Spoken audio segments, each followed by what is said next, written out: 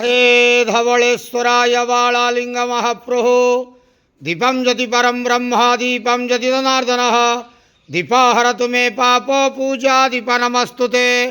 हे बाबा धवलेश्वराय वालालिंग महाप्रभु संसार सुखी रखंतु। आज शुभ बुधवार रे समस्त श्रद्धालु भक्त मान को आशीर्वाद करंतु, मनस्कामना पूर्ण करंतु, कर्म क्षेत्र उन्नति करंतु, ग्रहरिष्ठ खंडन करंतु, जगतर मंगल करंतु, विश्वर कल्याण करंतु, आपणकर नाम प्रकाश करंतु, सेवकर डाक श्रवण करंतु, समस्त अगुआवसा भक्त मानकर मनस्कामना पूर्ण करंतु। जो जो भक्त माने आपण पाखरे मानसिक रखिजंती तांका मानसिक पूर्ण करंतु। बाबा धवलेश्वराय वालालिंगाय नमो नमः। संसार सुखी रखंतु, आनंदे गवार हरि बोलो।